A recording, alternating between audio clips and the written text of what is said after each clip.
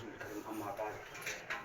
Alhamdulillah, Allah subhanahu wa ta'ala gives us tawfiq to complete our Maghrib Salah.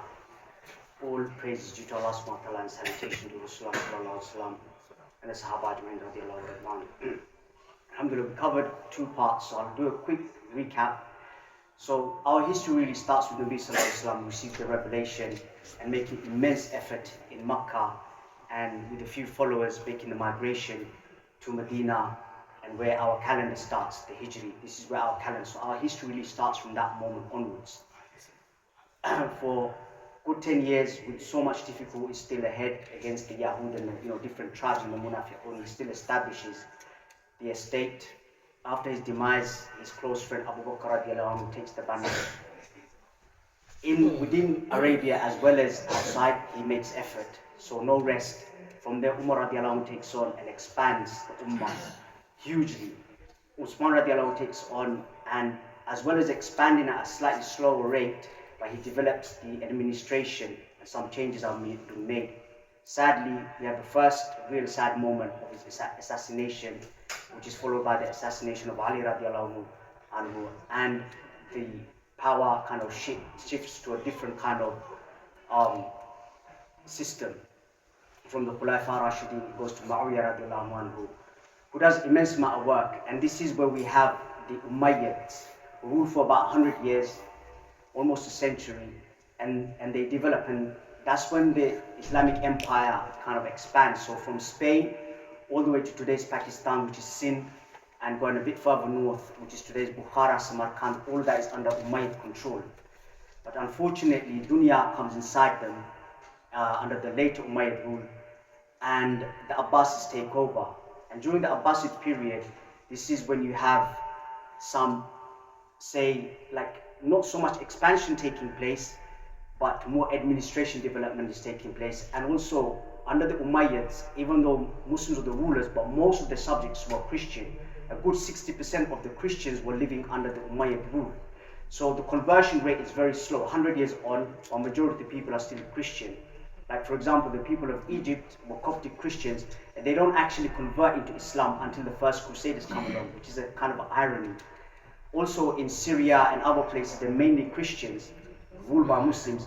During the Abbasid period, especially under Harun al-Rashid, that's when dawah effort is made. Because he was a very, very pious ruler, and dawah effort is made. And what's quite surprising is, on the far north eastern corner of the empire, today's Afghanistan and that area, which is known as Khorasan, people kind of accept Islam much, much quicker than the people of, say, Syria and Egypt and other areas. So they accept Islam and they really took it on. And then what happens within the Abbasids, after Al-Ma'mun and a few others, the people known as the Buyuds, they come and take over, and they have this kind of Shia kind of, theology is quite deviant from Ahlul Sunnah.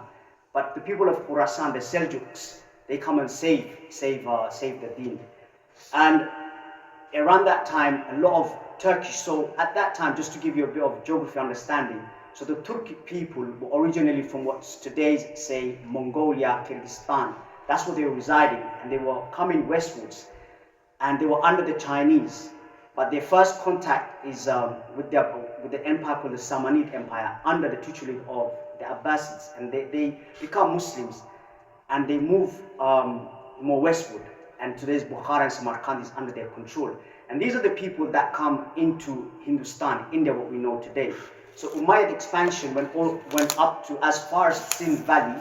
It doesn't go any further, just a little bit further, but it's the Turks that come into Islam, that come right into Hindustan, and they establish what's called the Bengal Sultanate around 1190s. And from there was a general by the name Muhammad Bakhtiyar was sent to go further east, and then he goes right into Bengal, and this is when he establishes a Bengali Emirate under the Delhi Sultanate. So this is the first establishment in 1204 where we have a Muslim establishment in Bengal, which is today's northwest Bengal, which is in India, in Murshidabad and places like that. And quickly moving forward, what happens, he was part of the Delhi Sultanate, but wherever it's been sent into Bengal, they realized that the province is so rich You can gain so much wealth. Everyone wants to gain independence. So whichever governor sent there, after a few years, he kind of goes against the Sultan in Delhi and claims independence, and the Delhi Sultan will send someone else to reclaim the land. And this goes on for about a century or so until we get the Shah Ilyas dynasty, and they establish it in such a way that the Delhiwalas, they don't manage to bring in Bengal under their rule. They make effort and then they give up. And for a good 200 years, so you have Bengal Sultan as a separate entity who the khutbah is only read under the name of the Abbasid Khilafat, because Abbasid Khilafat still exists. Even though it's very weak, very fragile, but Khalifa is still there, so the khutbah has to be read under his name. But in that time, what happens is you have Genghis Khan, he's passed away, and his 4 sons, they are expanding his empire. So they push into the Muslim world and they completely annihilate the Abbasid Khilafat, they destroy Baghdad, and you have a lot of refugees either moving west into today's Turkey, Anatolia at the time, or moving south into Delhi and coming into Bengal. So as refugees, so you have a lot of Turks coming in now into Bengal and establishing themselves. So for 200 years, you have a separate Bengal Sultania that goes on, and then you have the age of what's known as the Mughals. So you have Muhammad, his name was Zahiruddin Muhammad Babur, who was from his father's side, he was from the house of Timur, and from his mother's side, he was from the house of Genghis Khan. And that's why the Europeans called his family the Mughals, because from his mom's side, he was Mongolian. So the Persian pronunciation of Mongolia is Mughal. That's where the name Mughal comes from. But in reality, he was from the house of Timur, and they identified themselves as Timurid princes. So anyway, moving forward, so what happens with Babur, he comes and takes over Delhi from Ibrahim Lodi, the Delhi Sultania. So that's Delhi Sultan is finished now. And we have the Hindustani Empire, because Babur claimed himself as Badshah of Hindustan. So the first time we have a Hindustani Empire called a Hindustani Empire. Until then, people of that region called it Delhi Sultania, and before that, the Mushrikeen, they never called it India, they never called it Hind, they called it Bharat, and they had this fantasy of Mahabharat and so forth. But we won't go into that too much. Coming into under the Mughals, what happens? His Babur's son Humayun, he loses it under Sher Shuri with his Bengali helpers and Afghan helpers, retakes Delhi for a short while. Humayun gets help from the Safavids, who are Shia. He takes on the Shia religion. They support him with gunpowder and cannons and so forth. He comes, takes over Delhi, and then he has his son, everyone knows, Akbar. Humayun dies very young. Akbar inherits the throne, and Akbar has his wazir. And Akbar has a different way of consolidating, and this is when they really start making an effort into bringing Bengal back into the Hindustani Empire, or the Delhi Empire as it was known.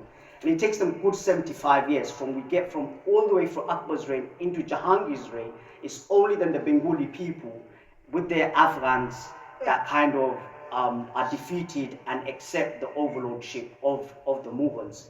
And this is when you get to the age of from Jahangir, where Dhaka, today's Dhaka is called, his governor calls it Jahangir Nagar.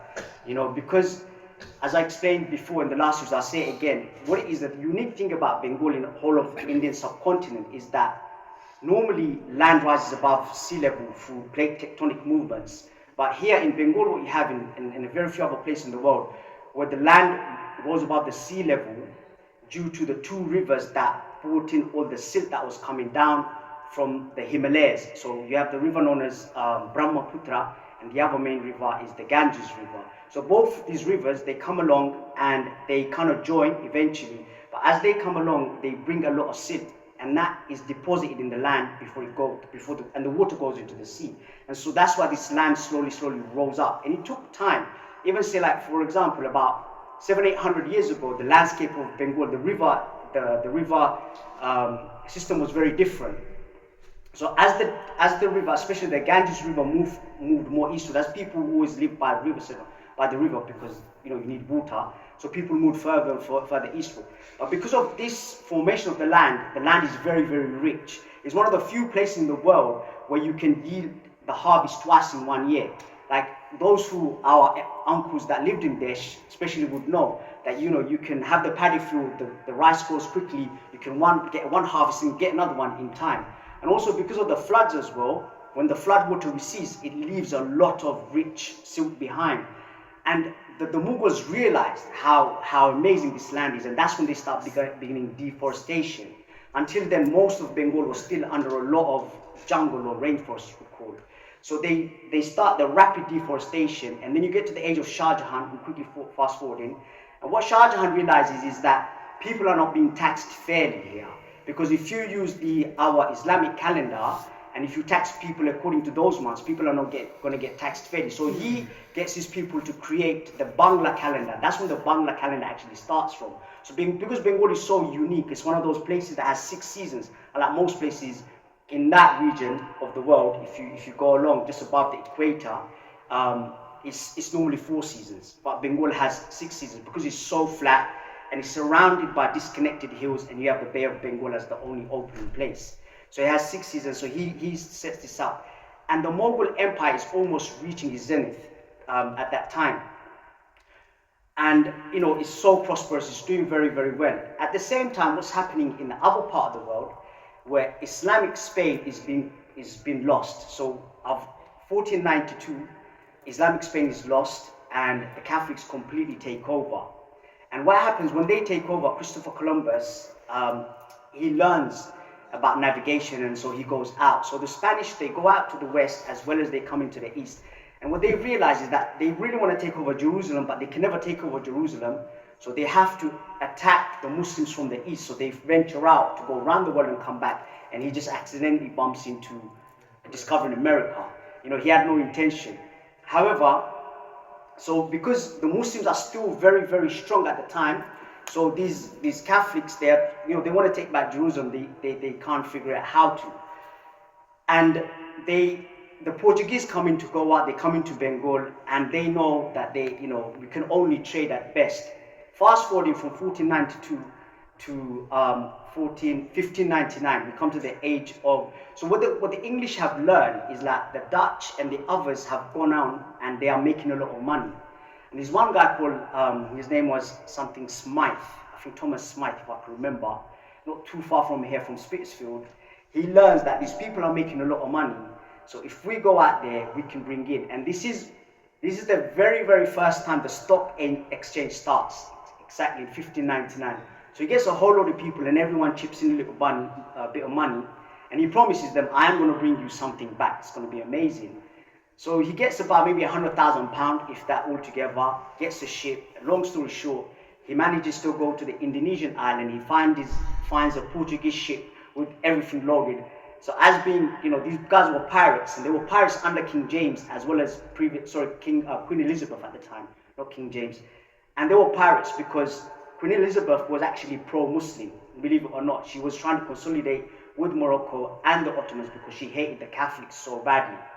So she sends out these guys under her charter to go rob the Spanish ships and the Portuguese ships. So anyway, they rob this ship, they come back, and they make £1 million. So they made a lot of money now. And they start, investment went well. So now they come into India. Now we fast forward to the time of Aurangzeb. And what happens is, there was because the Europeans were always fighting with one another, they developed their arsenal, like their firepower. And the Turkish way of fighting was working in India quite well. So they continue with that style, but their firepower doesn't develop. And then you have, under King James, you have Sir Thomas Roe, who's been sent under, this is the time when Jahangir is under power, and he's been sent to get the permission to trade. And I think he follows him around for 10 years or something. Eventually he gets the right, and they start trading. And as they trade, as you know, in our deen allows people that, the non-Muslims, as long as they pay jizya, they can practice their own rules and that. So due to that, they kind of take small enclaves around the coasts, whether it's in the west coast of India or east coast of India. And they don't really take anything in Bengal just yet. They're still going in, looking for places to trade, because they're very, no one's really taking any notice of the Europeans just yet. It's only the Portuguese have Goa as some kind of power. But slowly, their trade is growing.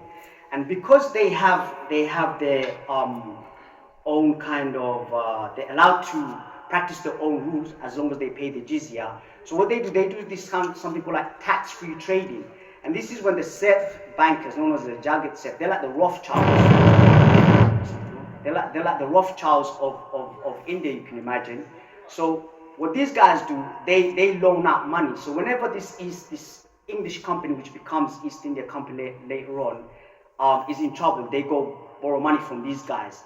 And what happens in that time, because after the reign of Aurangzeb, he reigns for a long time. After his reign, his sons never have that pedigree like he did, to rule with the iron fist. And one of his descendants by the name of Shah Rangila, he was known as, because he was so into poetry, painting, and stuff like that. You have this guy called Nadir Shah who comes along and invades the Mughal. Like he finishes the Mughal treasury, he defeats them in a battle, and he takes the famous Kohinoor. That's when Kohinoor leaves India and he goes into Afghanistan. Then he goes into Punjab under the hands of the Sikhs, and then Queen Victoria takes it from the Sikhs, and today it's in, I think, in Tower of London or something. But anyhow, so Nadir Shah is the one comes and kind of like destroys the Mughal Empire economically, and what the English and the French are slowly growing their power. And what they do, they start recruiting local people, because local people are kind of broke now. They need money, and these sipayo or sepoys, the soldiers, so and they're growing in power. And because these said bankers, they're based in Bengal, originally from somewhere else, but they're very, very rich because they're involved in riba. Muslims are, however corrupt they may be, but they're not involved in riba. They don't want to have anything to do with riba. So these guys are involved in riba, and they're getting very rich. And what they do, so one of Aurangzeb's legacy was a guy called Ali Kulli Khan, who was like the tax collector of Bengal, and he made sure the tax was collected and sent to Delhi no matter what. But the Jagat Seths were not happy about that.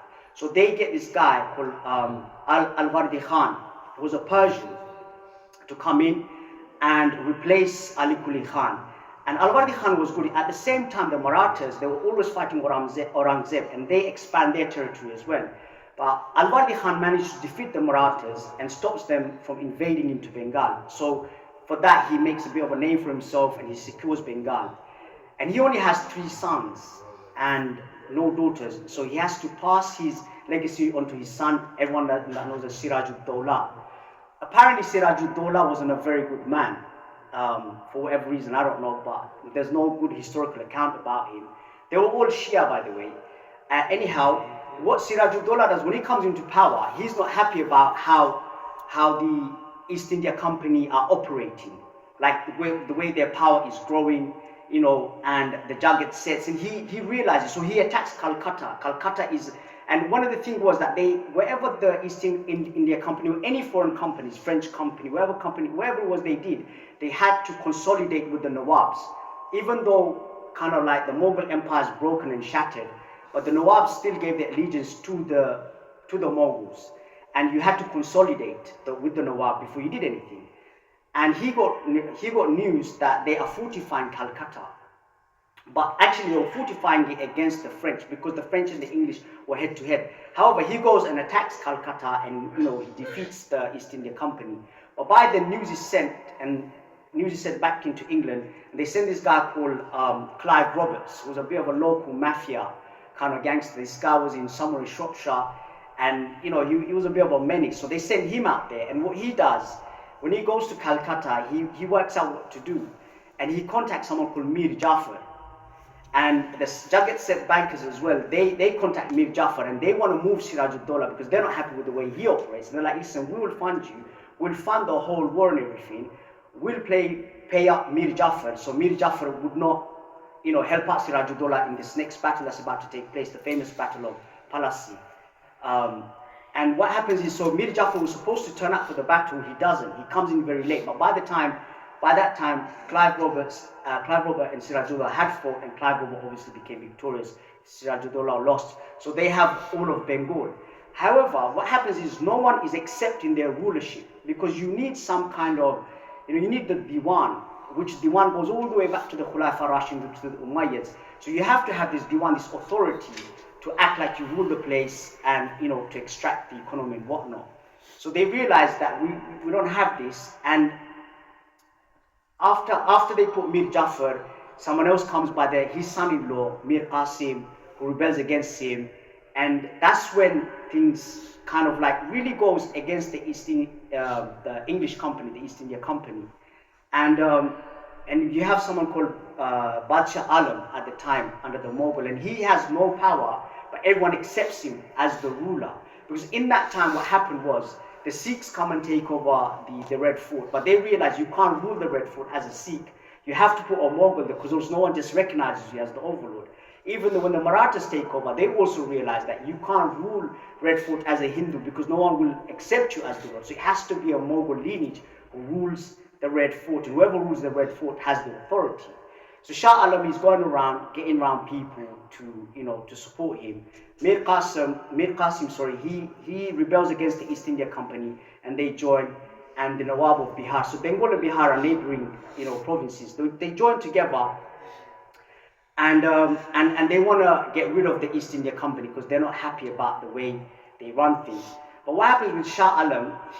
He's smart enough to know that with the East India Company, because they had modern firepower and modern army formation, the English and the French that had introduced.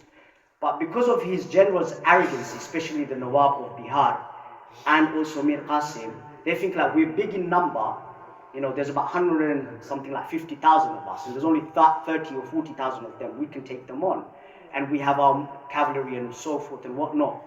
But he knows that the English are very, very disciplined, and they have the superior firepower, and they will defeat us. However, the battle happens, and sadly, the Muslims lose, the Mongols lose, and this is when Shah Alam signs the Diwan and gives it to Robert Clive with the right to act as the governor of Bengal, Bihar, and Orissa, the three richest provinces of the whole of South Asia, you could say, because this is where all the wealth is generated from. Just to say, we have the sack, salur bosta, that kind of material. So 90 is from something called jute. So 95% of the world's jute was coming from Bengal alone. And just to retract a little bit, because of all those raw material that was being made and everything else being exported out the world, all the world's wealth was coming into the Mughal Empire or India. And that's why it was so rich. For the first time in the time of Aurangzeb, just to recap, is that China, under the Ming, or every dynasty, was always a little bit more richer than India, because India was never like together. It was always kind of divided into little kingdoms. But under the Mughals, obviously, they bring it all together. And for the first time in Aurangzeb's reign, you have the world GDP of 40%. So it kind of passes the Chinese economy. And just to let everyone know, all the kings of like England, France, and Germany and whatnot, they only produce 3% of the world's GDP. So you can see where they was and where Hindustan was. But that's about to change in the next 100 years. So after the British take over, initially you have a lot of Englishmen going over there, and they don't have a problem with the culture, with the religion or anything. And a lot of them were actually embracing either Islam, some of them were becoming Hindu as well. And then what happens is, because one of the things was with the understanding is that don't interfere with the religion or anything. And these people, the English people or the Europeans were going there only for money. Previously, the Portuguese and the Spanish were pushing the religion, but the English had no interest in pushing the religion or the French. They just wanted the wealth. That's what they were interested in. But you have some of these bishops that were being sent from England. They realize what's going on here.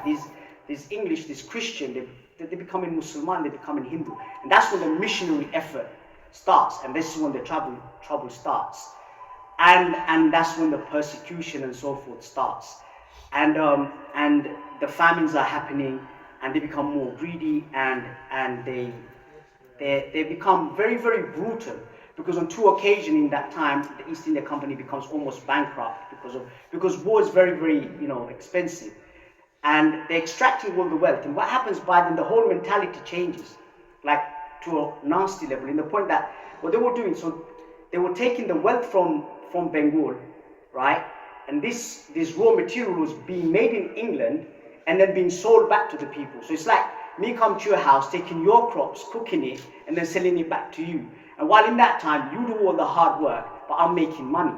And that's how these guys became so rich, and that's how England became so rich so quickly, so rapidly. Within like 200 years, it's like it's become the world superpower. French is just lagging behind.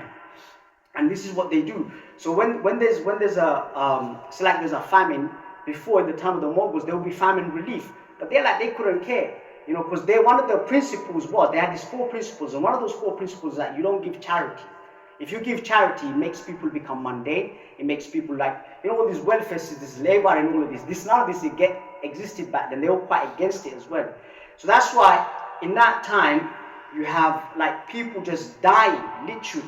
And slavery was abolished because they had the transatlantic slavery at the same time, but they needed people. So what they did, that's why, places like in Suriname and Guyana and places like that in South America, you have a lot of Indians or people of Indian origin. What they did, they tricked the people. They say we're going to employ you, and if you just sign this contract, it's just, on the other side of the river or something. People jump on the ship, next thing they know, they're on the other side of the world, and they're not coming back. And so that's how a lot of people did this, because they couldn't afford any food, so they thought, I might have a better chance. Many people sold their food and so forth.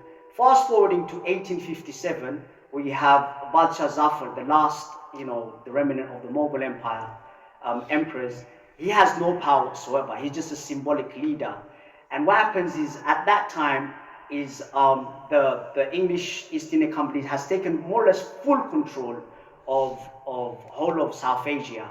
So, they lose obviously to the Afghans in the northwest, but other than that, they take control of all of South Asia, except for the Principality of Nizam, because Nizam was very, very rich, and they didn't want to fight the Nizam, so the Nizam just pays them money, like paying, like mafia style, like paying the tax money, so as long as, he's left alone.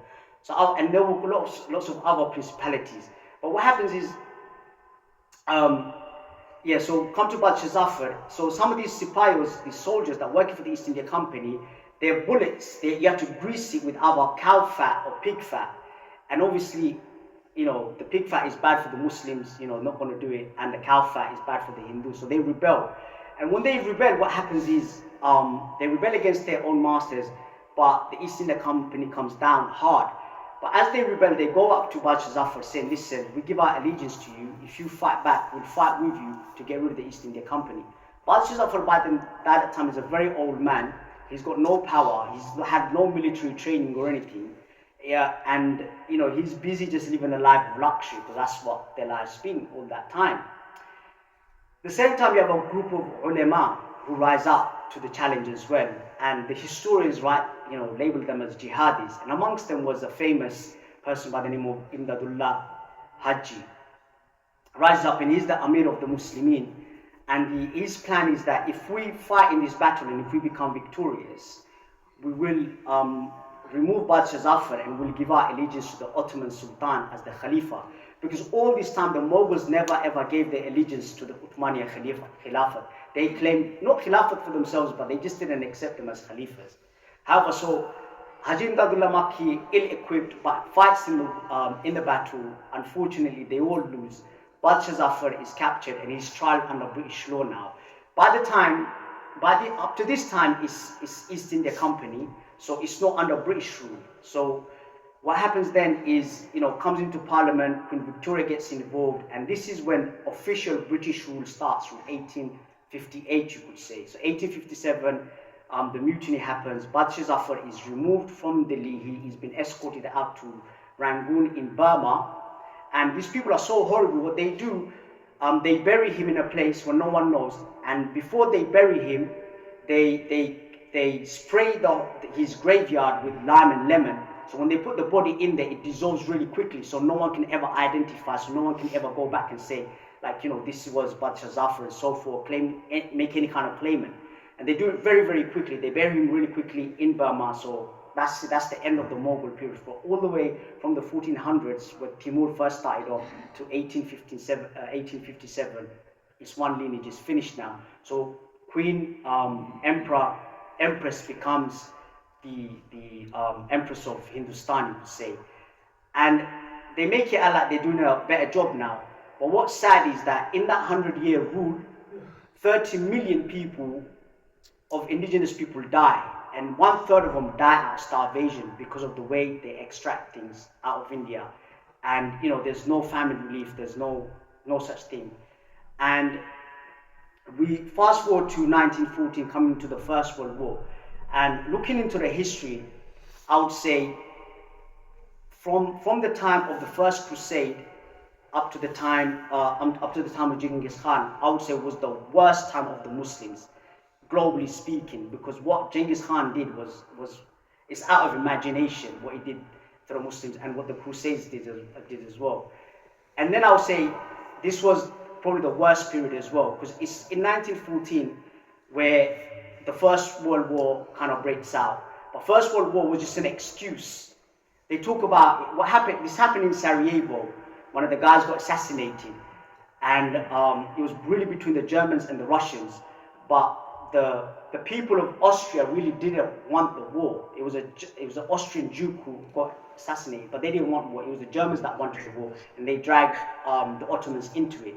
But it was a real excuse for the British and the Russians as well to carve up the whole of Middle East. And it's at that point they carve up the whole of Middle East, and they're in full control basically. It's really, there's no, like, until that point, or say maybe a century before, they really feared the Muslims. They always thought, there was always this fear the Muslims are going to, there's something there, they're going to rise up and it's going to be end of us. But that was their real moment of triumph, if you could say, from the Crusaders until that point. And this is when they kind of like take over 85% of the landmass. And the Muslim world is completely shattered, almost completely broken. And imagine like living under colonization. It's far worse than after all, this is England. It is not our indigenous land.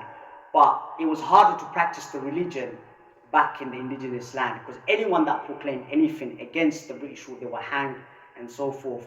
Anyway, when the British leave, eventually, they leave with a mess, and they leave the area with this disease, what you could call nationalism. They create this idea of Pakistan and India and so forth. And when they leave, one of the worst things happens is, especially more towards the west, in Punjab, when Punjab is divided in half, and so as Bengal was divided in half as well, West Bengal and East Bengal, and East Bengal becomes Bangladesh. The atrocities in the Bengal part wasn't as bad as in the Punjab part, because in that region you had three main religions: Muslims, Sikhs, and Hindus. Whereas here you just had Hindus and Bengalis. But anyway, when they leave Bangladesh as a very, very smaller part of Bengal. Most of Bengal is actually sadly out of Bangladesh. That's the real sad bit about it. And so they leave this sentiment of nationalism, and we forget about our real identity as a Musliman, as the Ummah. So everyone's fighting based on borderlines, based on ethnicity, based on language and so forth, rather than, until then, even under the Mongols, whoever it wasn't really about this idea of me being a Turk or me being a Bengali or me being an Afghan. It's all about safety and security of the people. So this kind of prejudice based on ethnicity didn't exist. It was like one guy who could be an Afghan, but will have a whole lot of Bengali people supporting him. So they create this idea of nationalism which supports racism. And they left the dunya in this mess now. They left that disease. And looking into the history of it all, it's like the colonial period appears really, really sad to me, because I'm the product of this post-colonial era. And I look into it and I feel so sad about it. Like for 1200 years, Muslims ruled for so long with such, might. How did they come to this, We can blame one another all we want, but ultimately everything happens from Allah subhanahu wa ta'ala, because Allah subhanahu wa ta'ala allowed it to happen. That's why we became defeated. And we have to ask ourselves, why did this happen? How is it that these people, from, say, coming and begging for a place to trade or for a place to, do business, whatever it is, to come to rule us or rule our forefathers, to be more precise? How did it come to this, right across the world? Because one of the things what the Muslims stopped doing is doing the work of da'wah, advancing. Da'wah doesn't necessarily it's not restricted to, me going out there and giving da'wah to one person or like, knocking on someone's door and that, or, it's not restricted to that. We got constantly be advancing. Or what the Muslims happened, they got complacent. They became happy with the richness of the world. They became happy with, whatever they possessed. Dunya came into them, Unlike the previous people who were constantly, even as much as dunya that they had on their possession, but dunya wasn't in them. They was in the dunya, but the dunya wasn't in them. And once the dunya becomes inside us, we will lose. Because what we will have to have all the time is that Allah subhanahu wa ta'ala is in us. That was removed from the heart, and that's how our people, or us as a people, became divided, and we forgot our goal purpose. Now, how do we come back? How do we come back to being a glorious people again? We have to submit to our Lord first, and we have to look at the people who did it the best, looking at the Sahaba Ajma'in. Because what the Sahaba Ajma'in did in their 50 years, no people in the history of mankind have ever done, have ever achieved. Many people have conquered lands, like Alexander the Great in 30 years, to get a huge empire. You had Genghis Khan, you had many others, but their legacy never lives on. But Sahaba Ajma'in's legacy still lives on. Rasulullah equipped them in such a way, and they did such an amazing job. Their legacy still lives on. And what it is that, how is that they achieved so much that they did? First and foremost thing they had was this iman. They believed in Allah subhanahu wa ta'ala in such a way that everything comes from Allah, nothing's from it. They had this true belief in Allah subhanahu wa ta'ala. Like it is said that even if the heavens, Jannah and Jahannam was to go in front of them, it would not increase in their iman or decrease in their iman, because they had such conviction in it as it is. It's like as if the akhirah was in front of them. That's what they managed to achieve that they did. It's like when they went in the conquest, when some of their prisoners got caught, they got tortured, they didn't give in. They got put in a room with a beautiful woman. In a room with a beautiful woman, this woman came out being a Muslim in the end. Never mind him committing zina or losing his iman, the woman became a Muslim.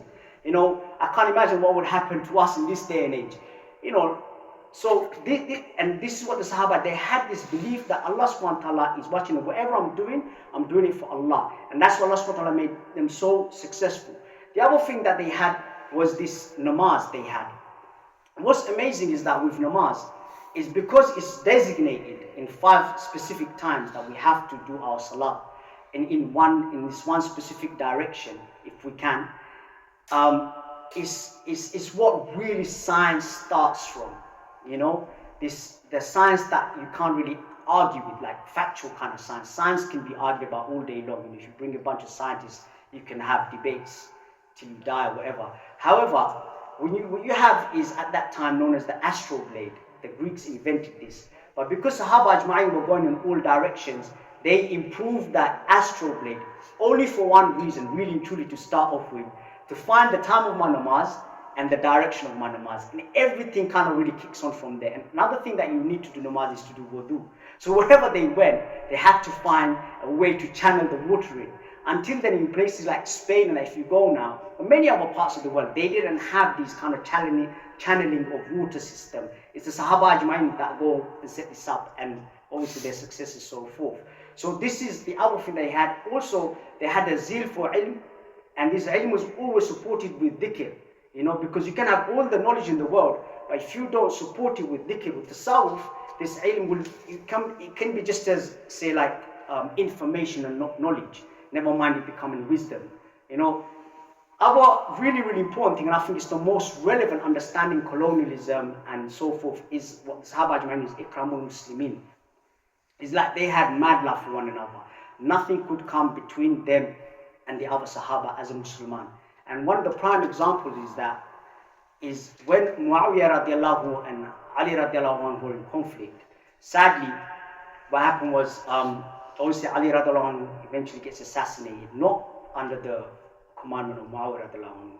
Anyway, Heraclius was the Roman emperor at the time, and he writes a letter to Muawiyah radiallahu anhu, paraphrasing, like, I got your back on this, if you want to, because they've had some skirmishes in between that time. Muawiyah radiallahu anhu writes a letter immediately back saying, referring to Ali radiallahu anhu as his cousin, saying, if you dare speak to me about such a thing like that again, me and my cousin will join up and will come out full force. Because at the time they were still trying to expand into what's known as the Roman Empire in today's Turkey.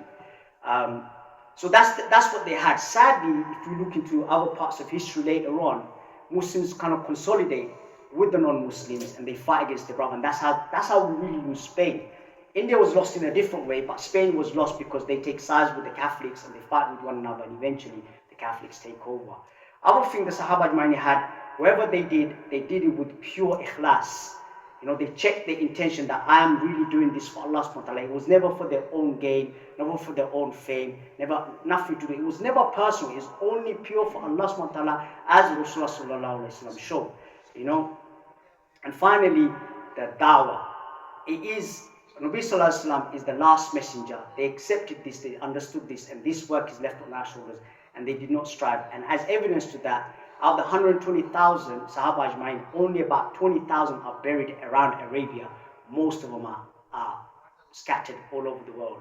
You know, I mean, there's rumors of even Sahaba Ajmain being buried in places near Chittagong, because that's where the first Muslim records are of being in all of Bengal. And there's Sahaba's graves in as far as China, as far as Cyprus. So they ventured out. So they really truly understood that this dawah has to continue. And obviously their successes continued like that as well. But only time we have this real retreat is when the people stop doing dawah. Because our real purpose in life is to worship Allah subhanahu wa ta'ala, because that is a covenant that we took with Allah subhanahu wa ta'ala in Alam Arwah before we were even sent here, that, you know, I'm not your Lord, and we all accepted Allah subhanahu wa ta'ala as our Lord, you know, as our Rabb. And Allah subhanahu wa ta'ala sent us dunya as a test. And Ummati Muhammad sallallahu alaihi wasallam, we are given this privilege or call people towards good and forbid them to do evil. So that's why we have to continue with this effort, because if we don't, then what will happen is that Allah subhanahu wa ta'ala will choose another people to do the work. Allah subhanahu wa ta'ala is not in need of me, you, or anyone here to do his work. He will find another people. And again, looking back into the history, we can see the example. Sahaba Ajmain did an amazing job. Umayyads did an amazing job until they stopped doing the work. Allah subhanahu wa ta'ala rose the Abbasids, who are Arabs as well. They did an amazing job until they start becoming relaxing. Allah subhanahu wa ta'ala chose two groups of people. In the west, you had the Berbers, who were fighting under the Arabs, but it was mainly the Berber people of North Africa that were taking Islam into Spain and other places. And in the east, you have the Turks and the people of Khorasan that were taking Islam further and further east. So now today, if we stop doing what we're meant to do, Allah subhanahu wa ta'ala could, you know, replace us with the indigenous people here. You know, inshallah he does, but he doesn't replace us.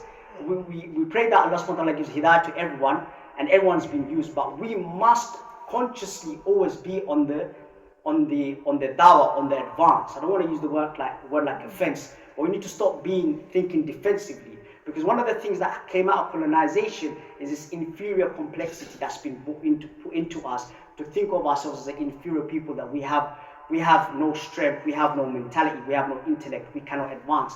We need to come out of this kind of mindset.